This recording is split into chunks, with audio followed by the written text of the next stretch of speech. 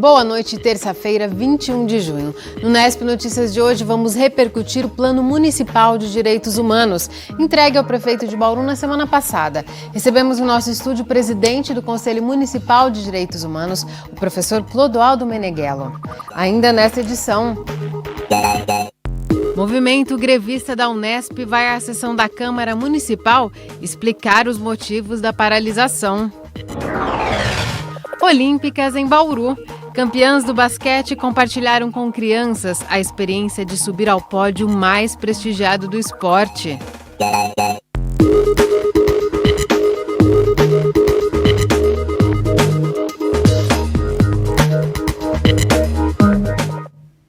A gente começa o Unesp Notícias com a paralisação da Unesp em Bauru. Hoje pela manhã, servidores técnico-administrativos e docentes se reuniram em assembleia para discutir os rumos do movimento.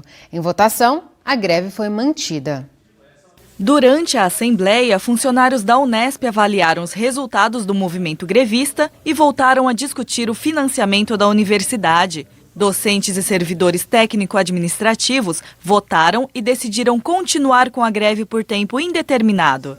Segundo o professor Milton Prado, os motivos para a paralisação permanecer vão além do reajuste salarial. Até agora, efetivamente, nós não tivemos a negociação após o decreto de 0% na Unesp, enquanto o USP e Unicamp receberam pelo menos 3%. E os outros itens da pauta, que é muito caro para a universidade, o aumento do financiamento, qual que é a real participação dos reitores na Assembleia Legislativa nesse momento de discussão da LDO do ano que vem, né? A questão da contratação de servidores e docentes.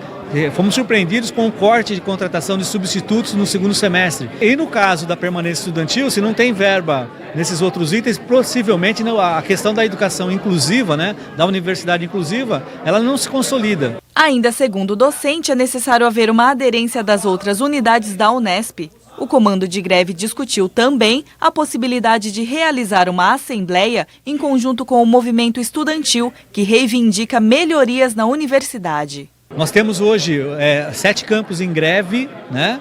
Temos ainda a questão dos funcionários em mais de 17 campos, então tem uma greve unificada de servidores e técnicos administrativos. E no caso da Unesp, né, em vários lugares estão acontecendo paralisações pontuais, né, em campos, e estão discutindo a incorporação à greve. Representantes do movimento grevista estiveram ontem na sessão da Câmara Municipal de Bauru. O professor Juarez Xavier usou a tribuna para explicar os motivos da paralisação. Os cartazes indicavam uma parte das reivindicações de professores e servidores das universidades públicas de Bauru. Unesp e USP estão com as atividades paralisadas e a visita à Câmara Municipal nesta segunda-feira foi a forma encontrada para pedir apoio à comunidade. O professor Juarez Xavier da Unesp usou a tribuna para explicar os motivos que levaram à greve, que vão além do pedido de reposição salarial. O movimento defende a autonomia da universidade, aumento de repasses e políticas de permanência estudantil.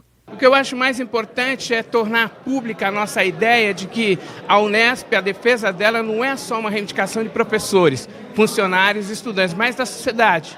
Nós avaliamos que a presença da Unesp na cidade tem implicações nas suas cadeias, econômica, política, social e cultural. Lamentavelmente, o reitor da Unesp não voltou à mesa de negociação. Nosso objetivo é forçar um processo de negociação essa semana para retomar a apresentação da nossa pauta de reivindicação. Além da presença na sessão, professores e servidores da Unesp estão com diferentes atividades programadas ao longo desta semana. O objetivo é reunir a comunidade acadêmica e debater a situação da universidade. A greve é um momento de ruptura com o cotidiano, quer dizer, essas ações são importantes para as pessoas interromperem o cotidiano e colocarem como tema a própria universidade, o próprio movimento dos trabalhadores, que no dia a dia as pessoas às vezes não têm condições disso. Então, a gente poderia dizer que é uma forma de conscientização e espaço de debate em todos esses espaços. Nós levamos as reivindicações dos grevistas à reitoria da Unesp. Em nota, a assessoria de imprensa diz que a reitoria está aberta ao diálogo e que conduz as pautas de reivindicações às instâncias administrativas. A nota diz ainda que a direção mantém um reajuste de 3% sobre o salário de maio dos servidores, que vai ser pago assim que as condições orçamentárias e financeiras permitirem. De acordo com a nota, a universidade teve que fazer um contingenciamento de 32 milhões e 600 mil reais, está usando recursos próprios para pagar os funcionários, porque houve queda de repasses do governo do estado.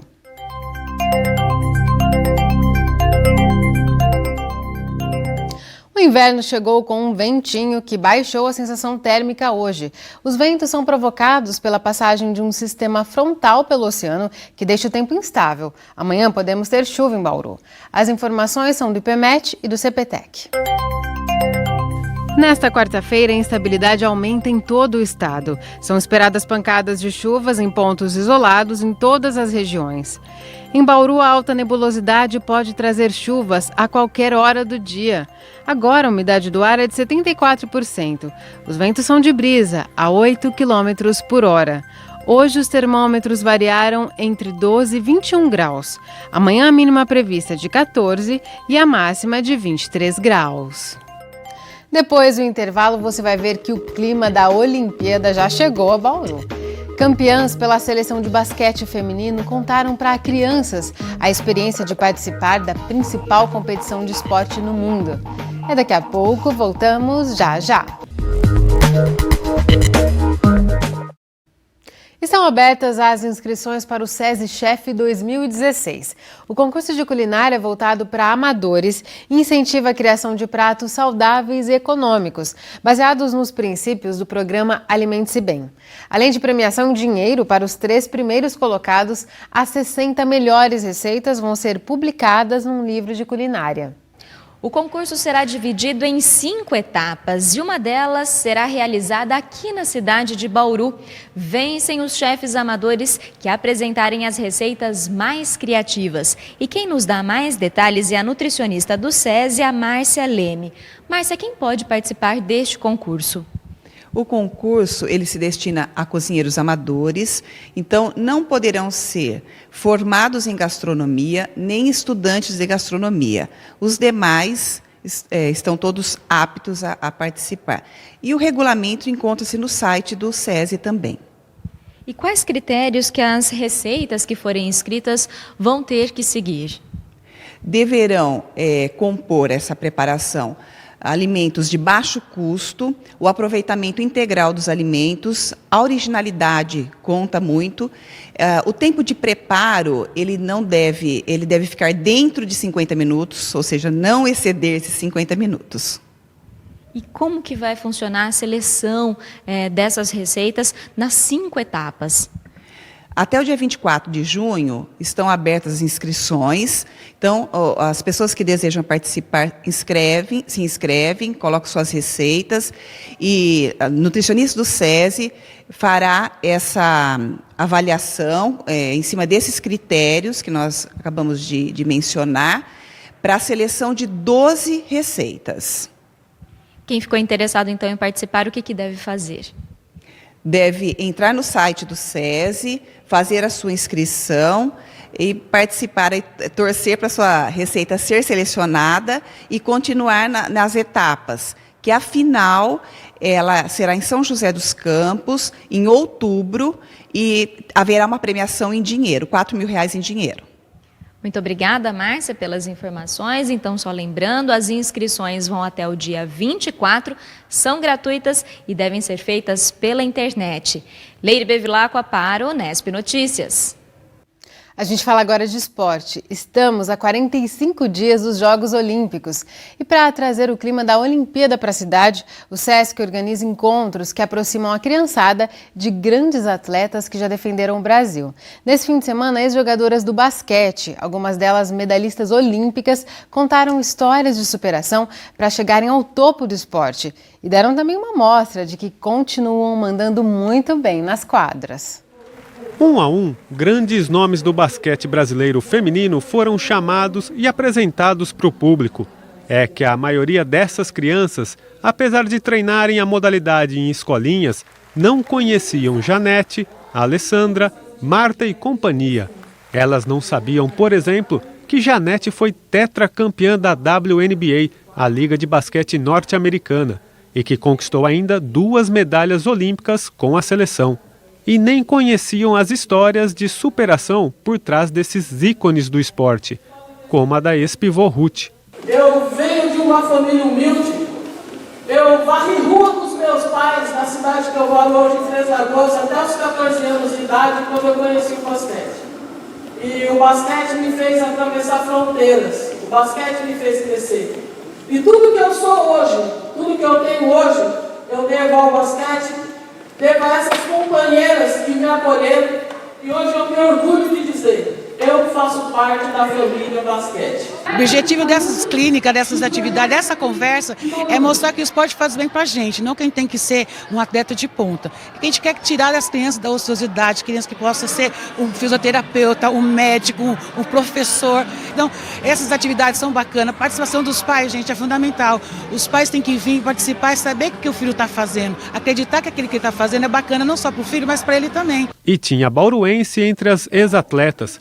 Suzete, Tininha e Zezé defenderam o Brasil em várias competições e hoje comandam projetos sociais da modalidade. Foi um evento para ensinar a criançada, mas também um reencontro para matar a saudade. Para a nossa vida eu acho assim muito importante, porque no basquete você vê, passa, né? Porque a gente chega a uma certa idade e tudo passa. Agora a amizade, o carinho, entendeu, né? O companheirismo, o que uma aprendeu com a outra, isso fica eternamente. Eu acho que o SESC poder proporcionar isso para nós foi muito bacana. A gente lembra de quando a gente jogava, o Barbosa, que foi técnico da seleção para a época que eu jogava e que agora continua como técnico. Enfim, é muito gostoso a gente poder reviver esse momento. Único homem entre os convidados, o bauruense Antônio Carlos Barbosa é também uma estrela do basquete feminino brasileiro. Atual técnico da seleção, já comandou a equipe em mais de 400 jogos internacionais. Agora vai para a 3ª Olimpíada. Uma iniciativa que primeiramente incentiva, primeiramente desperta o gosto da modalidade para essa criançada e tem um outro alcance, né? Tem o alcance de você resgatar, né? Essas jogadoras, né? Que tiveram grandes títulos, que tiveram grandes performances em nível internacional, nível mundial e que talvez por um momento em que não tinham uma visibilidade como é dado hoje pela mídia, pelas redes sociais, poucas pessoas as conheceram. São gerações de grandes campeãs que ajudaram jovens como a Pamela a trilharem uma nova vida pelo esporte. Eu vim de uma família muito simples, eu tinha tudo para estar no meio de drogas, prostituição, essas coisas. Mas não, a partir do momento que eu conheci o basquete, mudou completamente. Muda tanto dentro de quadra como fora, o caráter da pessoa é completamente outra. Através do basquete eu consegui passar na faculdade, 3º lugar no ProUni, disputando vaga com 1.500 pessoas e hoje a melhor coisa que o esporte me trouxe é poder ser professora. E depois de passarem o seu recado para a garotada, foi a vez das ex-atletas mostrarem que em quadra elas ainda têm muita habilidade com a bola. O jogo era só uma diversão, mas ex-profissional não gosta de sair derrotada nem em amistoso. Por isso foi um festival de cesta. E como o motivo do encontro foi a Olimpíada, as medalhistas confessam: alcançar o pódio olímpico é o auge para qualquer atleta. A Olimpíada é o ápice do atleta, né? Nós temos aí 2 medalhas olímpicas, uma de prata e uma de bronze, e isso daí vem mostrando que o basquetebol brasileiro feminino está entre os melhores. A gente espera que um pódio se repita agora no Rio 2016, e nós vamos estar torcendo muito para essas meninas, mas é você fazer parte da nata da modalidade. A responsabilidade é muito grande, mas é um prazer enorme quando você está em outro país, principalmente, que as pessoas não estão torcendo para você e você consegue uma medalha e vê o hino nacional tocar. Eu me emociono quando eu ouço o hino nacional em qualquer parte do nosso país, do mundo, porque realmente é um prazer defender a seleção brasileira. É uma realização pessoal, base Z, por exemplo, uma cidade como Bauru, com Porto Bauru, 400 mil habitantes, com tantos grandes atletas, eu sou o único que tem medalha olímpica. Eu tenho em mente que podemos sim chegar no momento de uma medalha, sabemos que o caminho é difícil, é árduo, mas nós vamos correr atrás dela. No próximo bloco, a gente fala do Plano Municipal de Direitos Humanos de Bauru, que acaba de ficar pronto. O que deve ser feito agora, a partir desse documento, é o tema da entrevista com o presidente do Conselho Municipal de Direitos Humanos, o professor Clodoaldo Meneghello. Voltamos num instante só. A Comissão de Direitos Humanos, Cidadania e Legislação Participativa da Câmara Municipal de Bauru e o Conselho Municipal de Direitos Humanos entregaram para o prefeito na semana passada o novo Plano Municipal de Direitos Humanos de Bauru. O texto foi revisado e atualizado pelo Conselho. E para falar sobre o documento, recebemos em nosso estúdio o presidente do Conselho Municipal dos Direitos Humanos, que é também coordenador do Observatório de Educação e Direitos Humanos da Unesp, o professor Clodoaldo Meneghello. Professor, muito obrigada por sua presença aqui no Unesp Notícias. Eu que agradeço mais uma vez esse contato com vocês. Professor, esse texto foi atualizado pelo Conselho, que o senhor preside, a pedido dessa Comissão de Direitos Humanos, né? E Bauru é uma das poucas cidades a ter esse documento agora, é inédito. Por que é importante a cidade ter esse texto? É muito importante porque desde o começo do século há uma diretriz internacional que os países têm os seus programas nacionais de direitos humanos. E depois criar os programas estaduais. E agora, na fase seguinte, os planos municipais. Todo esse processo está interligado, principalmente com as capitais, mas muitas cidades, como Bauru, já começaram a trabalhar nisso antecipadamente. Então, Bauru é uma cidade que atendeu um chamado internacional e nacional e tem o seu Plano Municipal de Direitos Humanos, que vai dar as diretrizes para as políticas públicas ligado àquelas questões fundamentais da dignidade humana, né? A cidade tem pelo menos uma década que vem amadurecendo essa discussão na área dos direitos humanos? Nós temos praticamente 2007 começou-se a volumar em Bauru uma série de atividades e reflexões sobre direitos humanos, com a criação de órgãos, atualização de movimentos sociais e com a participação da Câmara Municipal, na Comissão de Direitos Humanos da Câmara, a OAB, o Conselho Feminino, a Condição Feminina, a Consciência Negra, Instituto Popular, o movimento hip hop. Então, foi um caldo que foi crescendo que acabou na criação desse conselho e na primeira redação que foi feita desse plano em 1910. E aqui hoje nós estamos atualizando esse plano. Em 2010. De 2010. E hoje, 6 anos depois, nós estamos atualizando esse plano. E dando assim, uma grande divulgação que não foi dada na época por uma série de motivos históricos da época. Falando sobre o documento em si, professor, ele se organiza sobre 9 eixos, né? Vou citar rapidamente. Ele fala de segurança pública, violência motivada por diferenças de gênero, raça, orientação sexual. Fala também sobre direitos da criança e do adolescente, dos idosos. Fala em garantias de atendimento de saúde, educação, enfrentamento ao trabalho escravo e preservação do meio ambiente, além de tratar sobre a própria função do Conselho. São atribuições políticas do âmbito federal, estadual, mas o plano ele foca no papel do município em relação a todos esses direitos? Justamente, o município tem uma grande responsabilidade, não só o poder público, executivo, como legislativo, como a organização da sociedade civil, tanto nas instituições, como nos movimentos populares e como no cada cidadão. Quer dizer, os direitos humanos é uma conquista de uma comunidade.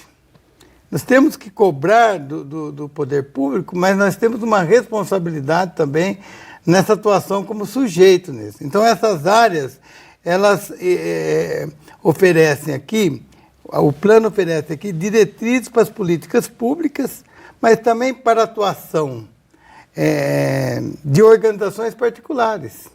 Que tem responsabilidade na garantia de todos esses direitos, justamente, né? A questão, por exemplo, do trabalho infantil, a questão ligada à qualidade da educação, a educação em direitos humanos nas escolas.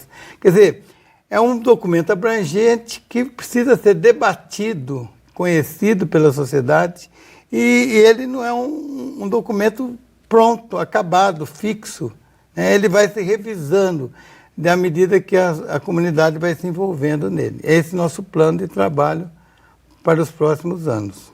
Ele já foi entregue, inclusive, na última sessão da Câmara. A ideia é que agora ele seja divulgado até entre os candidatos que vão concorrer na próxima eleição? Ah, sim, com certeza. Os candidatos a prefeito, nós vamos fazer uma audiência particular com cada um, mostrando esse processo histórico que está havendo em Bauru e entregando o documento. Porque isso aqui é uma política pública de governo e não de um candidato, né? de uma comunidade. Então isso vai ser trabalhado tanto com os candidatos a prefeito como vereadores. Como representantes da população, eles têm a obrigação de carregar essa pauta, né? Justamente. E vai ter uma grande divulgação na população também, através de uma cartilha, pela internet e assim por diante. E no âmbito do Executivo, o prefeito se comprometeu em fazer com que esse plano seja aplicado, seguido pelas secretarias, vai virar uma lei? O que acontece? Então, primeiro o prefeito vai divulgar isso no Diário Oficial do município, depois ele vai enviar para cada secretaria, porque esse documento, para ser feito, ele foi ouvido esses setores, né? Mas, de alguma forma, vai ter o retorno, cada secretaria vai receber, porque tem itens que competem mais a uma secretaria, mais a outra secretaria. Então, isso está determinado aqui no plano, qual que é a responsabilidade de cada setor.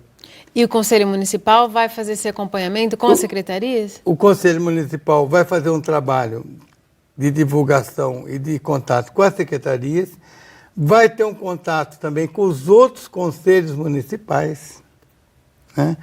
E ele pretende desenvolver um plano que está sendo elaborado em vários níveis, tanto da comunicação pessoal, de contatos, reuniões, como através da mídia também.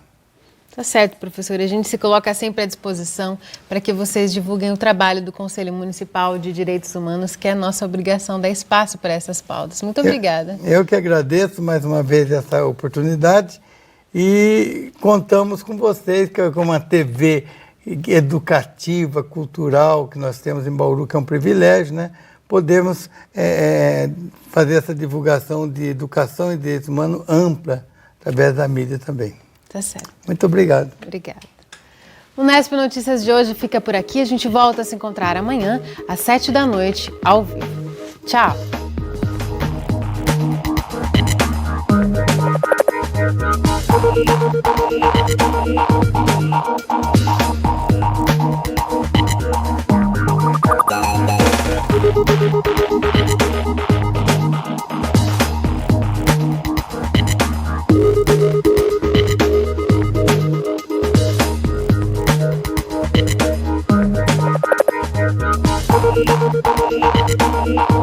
Thank you.